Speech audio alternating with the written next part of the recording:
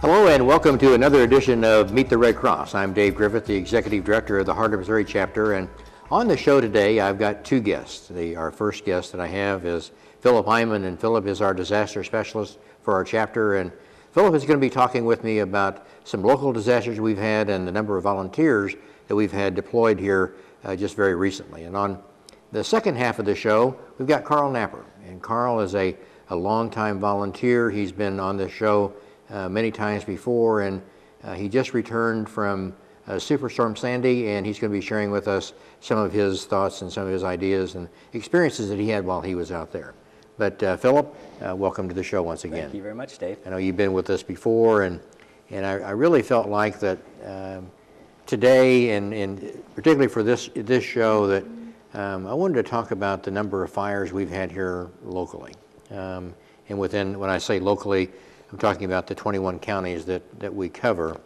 It just seemed to me like there's been so many of them just here right in the very first part of February. Yeah, actually, it began January 31st, and I really can't put a pin on why we've had so many. Usually that happens when cold weather sets in. But since that time, we've had approximately 20 different fires in the first, this is 13th of February today, and that's averaging over one fire per day within our 21 counties.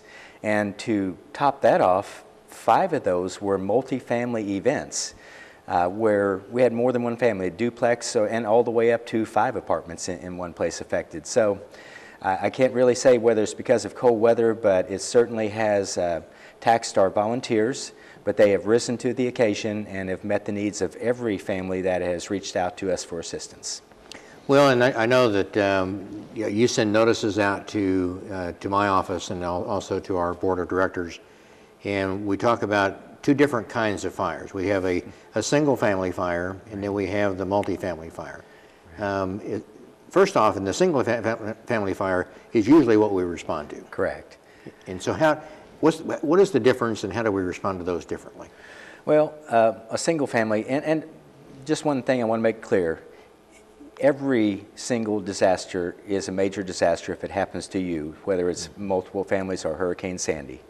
But as far as kind of defining for our viewership today, a single family fire, that would be like your home or my home that was affected by a disaster and a family was displaced due to that disaster.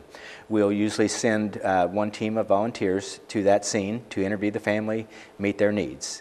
When you come to a multifamily fire where more than one family is affected, then we kind of gauge by how many people are there, how many people need assistance. We do a lot of that assessment over the phone before we actually go there to determine the needs. So then we'll send one team or 2 teams, 3, whatever it needs, to be able to meet the needs of people immediately. And because that's our goal, is immediate assistance within the first 2 hours. Sometimes we're unable to get more than one team to respond, so that team that goes will meet the needs of all of them. For instance, the fire in Rolla, where one team of volunteers assisted all 5 families. You know, and one of the things that we really look on, we always rely on local partners to assist our clients in the long-term recovery. We make referrals. So when a multifamily event like this happens, it does tax their resources as well, because no one agency has a huge amount of resources. We all rely on each other to provide the part that we do, and then we refer on to others, and together as a partnership we meet the needs of people as they begin that recovery process. Let's go back and really kind of go back to the very beginning, and I think that many people have got the misconception that anytime that we hear a fire engine going down the street that we've got volunteers following them and getting them there. That's not the process at all, and you might just walk us through how the Red Cross is called. Right, and that's always disturbing to all of us. You know, you hear a fire engine and you go into response mode. You want to help people, but what we do is we respond when we're asked to respond. In other words, not everybody needs the assistance of the American Red Cross to begin the recovery process. And it's really relying upon our partner organizations, primarily the fire departments. They assess the needs of the client right there on the scene, and then they'll make a referral. The American Red Cross is there if you need them. Let them know that's the case. The fire department may call us on the scene, or 911 dispatch.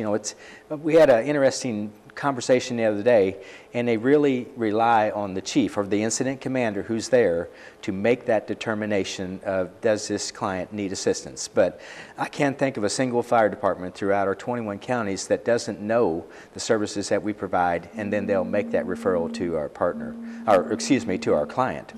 So that referral comes, fire department may call, or the client may call a little bit later asking us, we've had this disaster, is there assistance available for us? And at that time, then we began to verify the disaster with the department that called, or making the verification call to the fire department, because we want to make sure that the person does actually live there, because we're accountable to so many different people, to everybody really. So in that accountability process, we do the verification. Then we call the client, arrange for a time to meet. We go to the scene a lot of times. I'd say at least 50% of the time, if not more. The client's there on scene. We go to the scene. We start that assessment with them, trying to determine what their immediate needs are, their disaster cause needs, so that we can be then helping them. It's all about the recovery process. Do they need food? Do they need clothing? Do they need shelter tonight?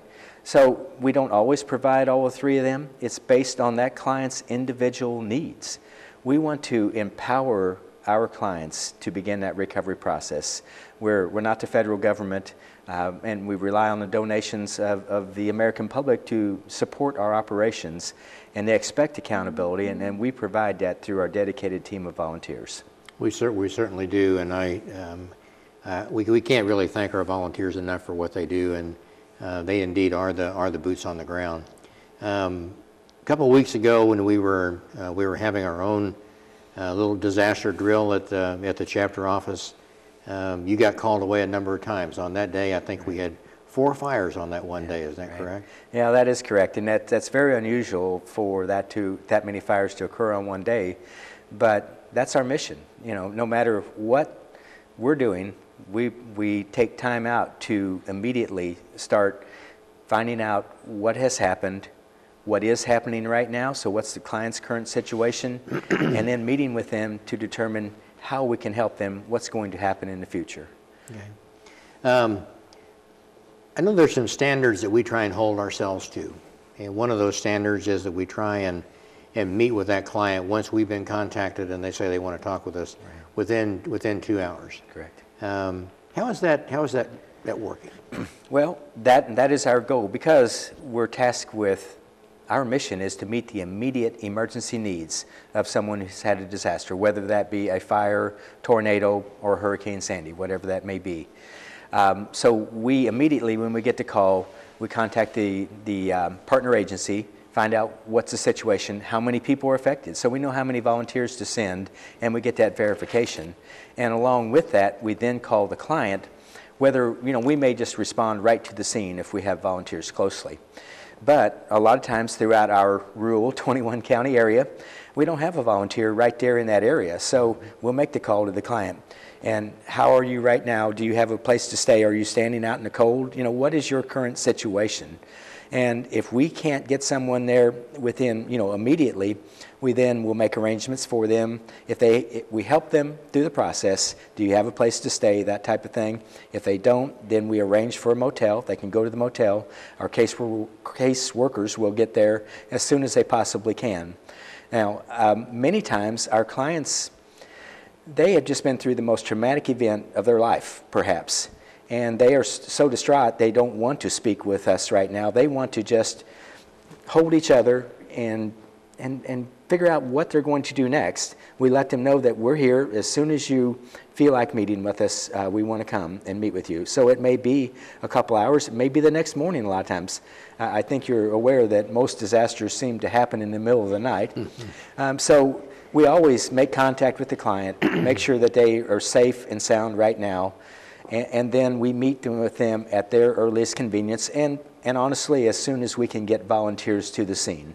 Sometimes our volunteers do travel maybe an hour's distance, because each one of our volunteers, they do have a life as well, and they may be busy with sickness or vacation or family or whatever their life has going, but we have never not been able to meet with a client as soon as we possibly could. We're talking about volunteers. Well, you mentioned the clients, and so often and many times they just need, they want to hold on to each other. Right. But also one of those in the number of fires that I've been on and the disasters that I've been a part of in helping out, our volunteers are also there with their arms wrapped around them as well. Oh, absolutely. I think that's what drives most of us that go to the scene is we want to help people. We want to, we empathize with people. I try to put myself in the shoes of the persons who's had that disaster. There's no way I can understand how they're feeling right now, but if I put myself in their situation and determine how we can best assist that client, listen to what they tell us. Mm-hmm. Maybe they need a hug right now, and that's perfectly acceptable. Maybe they just want someone to guide them in this very beginning of this recovery process. So we evaluate each situation on its own merit, determining what this client needs, what each unique situation requires. And I think that's the strength of our volunteer force and the training that's provided to them, so that it's not just a blanket, hey, one shoe fits all.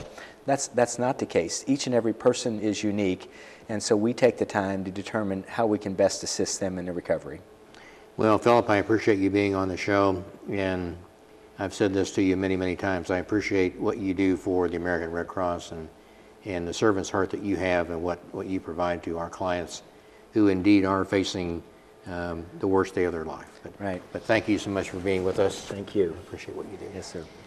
Stay with us. We'll be right back. Carl Nappier is going to join us and talk with us about Hurricane Sandy and what he was doing there. We'll be right back.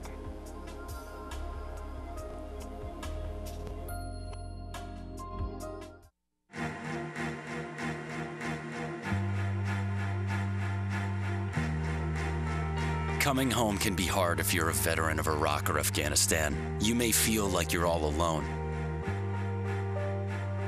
But you're not alone. At iava.org, your fellow vets are all around you.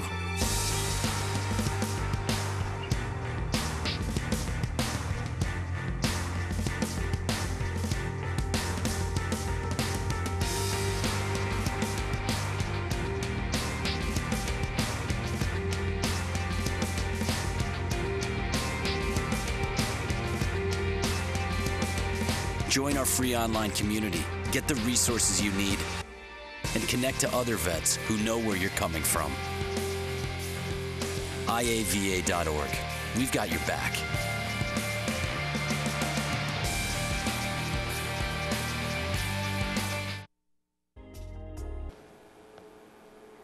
Welcome back to Meet the Red Cross. I'm Dave Griffith, the Executive Director of the Heart of Missouri Chapter, and joining us for the second half of our show is Carl Nappier. And Carl is a volunteer, former Volunteer of the Year with the American Red Cross, and he probably is the most dedicated volunteer that we have in the entire chapter. Carl, welcome to the show. Thank you, Dave. It's good to be here. Glad to have you with us. We've talked with you, I think, about a number of different deployments that you've had in the time that you've been volunteering with the Red Cross, and you just recently returned from Superstorm Sandy, and you might just tell us about how that all happened and what your deployment was like. Well, first of all, when we got the call, we got out on the IRV truck and started headed for New York. When we got to Ohio, we got there, and the weather forecast come in that we're going to have some snow. So my team member and I decided that we was going to stay overnight, get up the next morning bright and early, and head for Middletown, New York. Now, when you went out there, you actually drove our emergency response vehicle. Is that correct? Correct. Yes. And it was all ready. And tell me about that trip as far as driving that. And that was a two-man team. You might tell us how that all works. That was great. We took turns driving, and when we got up, it was Monday morning, 6 o'clock. We wanted to beat the snow out, so we got in the herb and started out. And we just got about a half an hour away from the hotel, and it started snowing. And we just kept going further east. And we just kept it. We were about an hour and a half away from the snowstorm, all the way out there. When we got 20 miles from Middletown, New York, the State Highway Patrol had put a notice out that all high-profile vehicles and small vehicles were to be taken off the road. So we only had about 20 miles to go. Figured I could make it out there in 20 minutes. So I got out there, got into the headquarters there, and as I opened the door, they were on the microphone taking everything off the road. So we made it out there just in time. Now, when you first got out there, what did they assign you to a certain area, or how does that deployment really begin? Well, they give us an area that we're to go to. Well, the area that we went to was Middletown, New York. That was where our headquarters were going to be. But after the hurricane come in, then we were deployed to Middletown, to Staten Island, and to Long Island, because that's where the biggest disasters happened. Mm-hmm. So they changed us after we got there. And of course, being on that way out there, you think of everything that needs to be done, how you're going to work it out. It's like putting a sandbag on a river that's going to flood. Yeah. You put the sandbag in, you do what's necessary till you get out there to find out exactly what's going on. I know there are probably some members of our audience that saw some of the news coverage of it, and there was one borough president that was upset because the Red Cross wasn't there as fast as they should be. But we don't go into an area until it's safe, and also at that particular time, I don't even think you could get a nerve in there, could you? Oh no, we run into a lot of difficulties getting down there. After we got there and got our assignments and everything, it was like 2 days later. I mean, we had to contend with fallen trees. We had fire trucks, everybody everywhere. And the water was still in some of the places that we had to go to. But we managed to get to where we could. If we could get down there, we would get out of the herb, and we got the speaker on there. We would talk to people, let them know that we were there then. But that afternoon, it started snowing, wind started blowing 50 miles an hour, and then, of course, that's dangerous to us, driving those vehicles in that kind of weather. So they pulled all of us in. We went back to the headquarters, and we stayed there all night until the next morning to where we could get back out on the road. So the difficulties is on a daily basis. So your downtime was a day or 2 days, or when they were getting the snow removed, or? It took them about 12 hours to get the snow. We actually got off the road around 3 o'clock in the afternoon. By 9 o'clock the next morning, we were ready to go back out on the road. Okay. Now, listen, I know that there's not any day that's typical when you're on a deployment or doing that, but if it could be typical, how would your day begin, and how would you get the word out to folks? Well, here's what we'd do. We'd get up early in the morning, we'd get dressed according to the weather. We would go down to the headquarters, and we would have a mass meeting where everybody met. They got their orders for the day. They got to pick up their herbs loaded with things and supplies. We would pick up the hot meals. They'd give us a map or a route to go, whether it was a fixed site or a mobile unit we had to go out with. Most of mine was a mobile unit. So we just went out to the neighborhoods, and we went from house to house, and we put the speaker on. We noted that the Red Cross was there, were hot meals and so forth. But some of the times you couldn't get down to there because of the debris that was on the road. They had roads closed, and sometimes you had to be escorted in by the county or the city or the State Highway Patrol because of some of the things that were happening down there. And once we got down there, we let them know. And we went around and we checked with these people to find out what their immediate needs was. And we would keep that mental list in our mind that when we come back the next day or the day after that, that's what we need to load up on the truck. Now, Carl, did you have the same route every day, or were you in different, I guess what I'm getting at here is if those people were depending upon us and depending upon the food that we were bringing them, did they know there was going to be a regular schedule, or did we have, how did that work? Yeah, there was a regular schedule. That's not saying that you would get that schedule, but there'd be a Red Cross truck team member go down there with their IRV and go through the same neighborhood. And usually we left around there about 10 o'clock in the morning. We usually got down into the area there by 11. So we were serving hot meals at 11. And if you made that route today, then you might be on a different route tomorrow then. Right. But there was, at that one time, we had 144 IRVs down in our areas. So you take 144 IRVs and distribute them all over New York. It seems like a lot of IRVs, but that's like putting one IRV in the Jeff City area and covering that area. I mean, it was a big task. Now, your emergency response vehicle, we refer to that as an IRV, and that we talk in acronyms an awful lot in the Red Cross, but how many meals could you load up at one time in your IRV? Well, that's depending on your route. We've served as many as 900 meals. Oh, and the average was 600. That's what we averaged at. But some neighborhoods, we were so off of the beat that we were able to take that many meals and serve them out. So we start serving at 11 o'clock, and if you stop and figure, if you serve 900 meals, and if you served one every minute, how many minutes would it take you to serve that? So your day was there. Sometimes we didn't get back until 8:30, 9 o'clock at night. And then you got up the next morning and started the same thing all over again. Oh yeah, it gets in your blood. Carl, I know that in the number of years that you've been volunteering for the Red Cross, there are a number of stories that you have that really has touched your heart. And while you were out there in New York and Staten Island and Coney Island, what are there any stories that really stick out in your mind that really touched you? Well, I'm amazed about people themselves, how sufficient they are, how they, when a disaster happens, they're not just thinking of themselves. We pulled up to one gentleman's house and he walked out and we gave him a meal and everything. And he was more concerned about his neighbor 2 blocks away. He was handicapped, he was a shut-in, and he was by himself. And they hadn't seen him for 2 days. So they were really worried, so they give us the address, and on our route we made sure that we got over to there. When we got there, nobody had been there for 2 days. So we were able to go up to the door, knock on the door, and contend with him. And we told him how we got there, and he remembered the fellow's name, and I don't know what the fellow's name was. But anyhow, we were able to go back the next day and tell the gentleman that we did make it out there, and we were going back out there on a daily basis to make sure he was good for it. And of course, the first thing he wanted to do was shake my hand, you know. But every deployment you go to is a little bit different. The stories are different, but it's always there. You know, I think, Carl, you make a really good point, and I think that New York and New Jersey, and I think they've kind of gotten a reputation of being kind of hardball and not real friendly. And I know that when I was there, I found the exact opposite to be true. They are a neighborhood. They are, in each one of those neighborhoods is a community, and they care about their neighbors, and they care about, and they really are thankful for what the Red Cross and other agencies are doing out there, aren't they?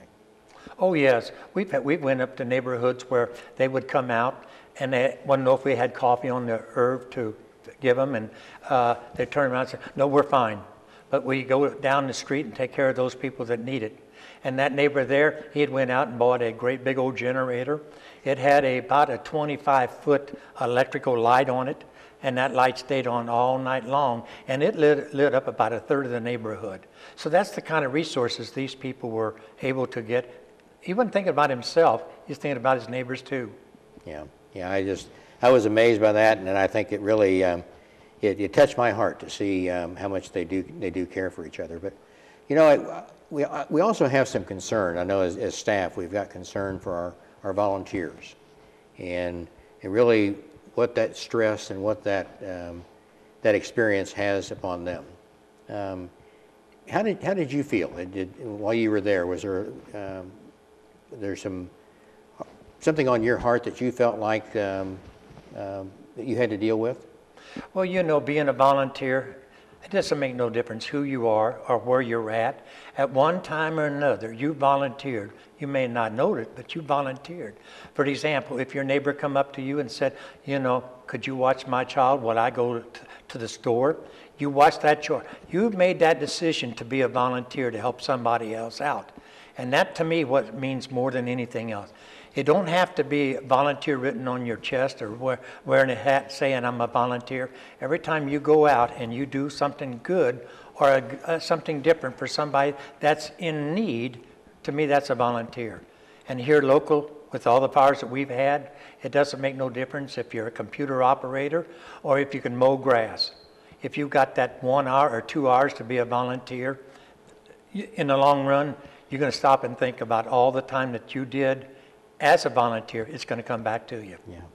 You're mentioning volunteers, and I know that I think you wanted, before we run out of time, I wanted to give you some time to talk about volunteering for the Red Cross and how that, I know that you built your own IRV, and you've got on the side of it as one of the messages on the side is, do you want to volunteer? What would you say to our audience out there today about what your experience has been like as a volunteer and how they might become engaged as a volunteer with the American Red Cross? Being a volunteer is coming into and doing something for somebody else. Of all the deployments that I've been on, there's always one special person that gets you in your heart and mind that you know that you're going to remember that forever. And all those special people, I can sit down every night and see on the news something, and I say, I've been there, I've done that, I know what they feel like, and I know what I feel like. I feel a lot better off as a person being a volunteer. Well, I know that we were talking before we went on the air that as you were watching some of the news accounts, the tornado that happened down in Hattiesburg, is that where Correct. it is? That particular building you were in not long ago. Oh yes, that was Hurricane Isaac. Mm-hmm. I was actually in the Red Cross chapter that was down there. It was destroyed, and I stayed in the university there. That's where our headquarters was. And now it's not there. No, it's gone. It's just unreal to think that it was there 9 months ago, and now there's nothing there. And those volunteers down there's doing what we did. Yeah. Well, Karl, I appreciate what you did. You did two different deployments to Superstorm Sandy. You were out there and then came back for a few days, and then you went back out there again. And that's really the kind of dedication that our volunteers have. And I just really appreciate what you've done. We were also talking before we went on the air that every day out in New York, we're still feeding around 40,000 people with meals and snacks, hot meals and snacks. So. Even though it's not on the front page of the newspaper any longer, or the lead story on the news, those folks that are out there are still living that storm, and they will be for some time to come. So any donations that you've given to us, we certainly appreciate, and any donations you can give to us in the future would also be appreciated. Karl, I just want to thank you once again for being with us today, Thank you, telling Dave. your It's a story, pleasure. and really for all that you do for the American Red Cross. You're a good man, and I just appreciate you. Thank you. Thank you. Well, thank you for joining us for this edition of Meet the Red Cross. We'll be back again next month. Until then, have a great day.